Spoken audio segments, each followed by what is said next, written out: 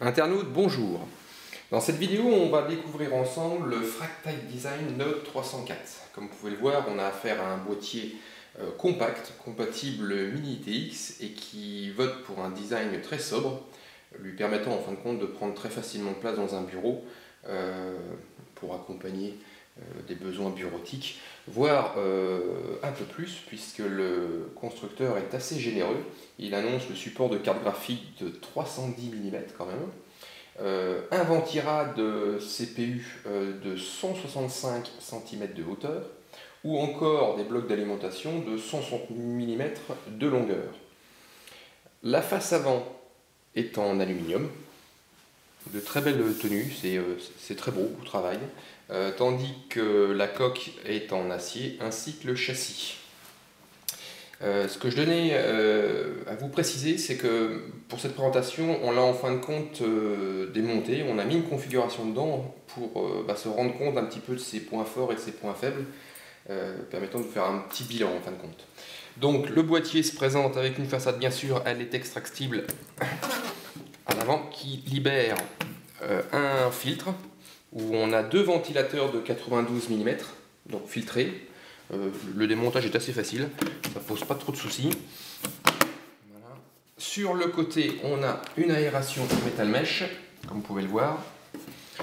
On retrouve la même chose de l'autre côté, dédiée cette fois-ci à la carte graphique. C'est-à-dire que les cartes graphiques des constructeurs, généralement, qui sont customisées, ont un système qui puise l'air de l'intérieur du châssis pour l'expulser vers l'extérieur. Là, en fin de compte, on a une entrée directe pour la carte graphique, c'est-à-dire que la carte graphique peut pomper l'air froid de l'extérieur, sans prendre l'air chaud à l'intérieur. Et à l'arrière, on retrouve une configuration assez classique, avec un ventilateur de 140 mm, deux slots d'extension qui là sont occupés par une R9 290X Gaming de chez MSI, et on a aussi un petit sélectionneur, 3 positions permettant de booster selon les besoins la ventilation, selon 3 profils qu'on va appeler low qui veut dire basse, middle qui veut dire moyen, et height qui veut dire en fin de compte quasiment à fond la caisse. Au niveau du boîtier, on n'a pas affaire à un boîtier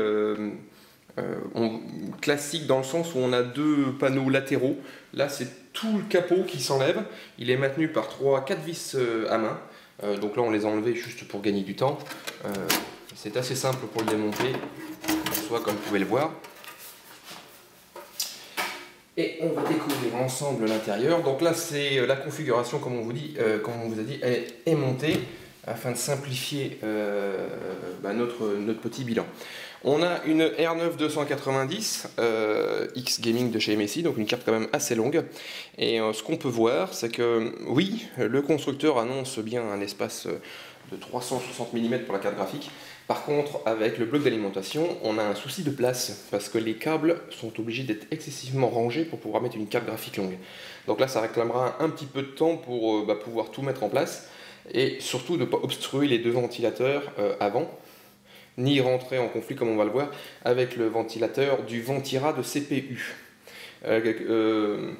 Fractal Design a voté aussi pour une organisation, on va dire, classique de base, mais avec quelques petites particularités, Comme on peut le voir là, vous avez les unités de stockage qui sont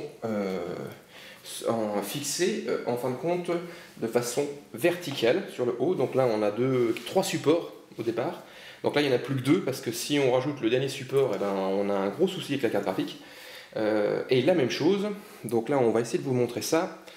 On a aussi un petit souci, on est dans du boîtier Mini ITX, mais pour faire entrer une machine de gaming, il va falloir s'organiser un petit peu. Donc j'ai rapproché la caméra pour que vous puissiez voir. On a donc les deux supports pour les unités de stockage, donc 3,5 pouces, 2,5 pouces selon ce que vous souhaitez et ce qui est disponible. On a donc un ventirad CPU, et là on se rend vite compte que si on rajoute des unités 3,5 pouces ici, on va avoir un petit souci de place avec le ventirad, avec le ventilateur. Et on a été obligé de déplacer notre disque dur 3,5 pouces, car le câble SATA était impossible à mettre sans rentrer directement en contact avec le ventirad. enfin le ventilateur, donc équipant le ventirad. Pour le reste, on n'a pas eu de soucis particuliers. Comme je me répète, c'est du boîtier compact, donc pour la configuration musclée, il va falloir avoir un petit peu d'organisation. Je vais vous remontrer un deuxième petit point qui nous demandait un petit peu de temps, c'est de faire passer les câbles du côté de la carte graphique pour qu'elle ait de l'espace, en fin de compte, entre le bloc d'alimentation et la carte mère. Petite coupure qui nous a juste permis d'enlever les deux supports de stockage pour vous montrer, enfin j'espère que c'est assez visible. Si vous avez des remarques à faire sur la vidéo, la façon dont ça soit filmé, ou vous voulez avoir un peu plus de détails, n'hésitez pas à laisser des commentaires. Au niveau de cette vue, on a donc le bloc d'alimentation. Là c'est une CS650M de chez Corsair, une alimentation avec une gestion des câbles semi-modulaires, assez pratique, surtout avec ce type de boîtier, car on branche que ce qu'on a besoin, et donc du coup on n'a pas besoin d'optimiser de l'espace pour pouvoir ranger des câbles qu'on n'utilise pas. Donc à conseiller vivement si vous optez pour un boîtier de ce format-là, ou plus précisément pour ce modèle. Et on a donc un espace entre l'alimentation et la carte mère. Et cet espace-là, en fin de compte, est obligé d'être occupé par, ici c'est le 20 plus 4 broches, parce que si on le met sur le devant, c'est pas possible de mettre une carte graphique longue. Donc là on a été obligé de le déporter, donc comme on vous disait, c'est pas impossible, puisqu'on y est arrivé, par contre ça réclame un peu de temps. Et encore une fois, j'insiste, c'est vraiment pour de la configuration gaming musclée. Pour de la configuration bureautique classique, le boîtier est vraiment généreux, facile à monter et ne pose pas de soucis d'assemblage particulier. Nouveau changement de vue, juste pour faire un petit bilan du propriétaire. Donc Note 304 de Fractime Design, boîtier compact dédié au Mini ITX, est capable d'accueillir une configuration bureautique classique et du gaming. Par contre, celui-ci réclamera de l'organisation au niveau des câbles. Le boîtier est équipé d'origine de 3 ventilateurs. On a deux 92 mm à l'avant et un 140 à l'arrière. Tout ce petit monde est géré par un petit Rhéobus 3 positions, un choix appréciable, ce qui permet de limiter le bruit, surtout quand on n'en a pas besoin, et puis de booster le refroidissement en cas de jeu ou de demande intensive au niveau du processeur.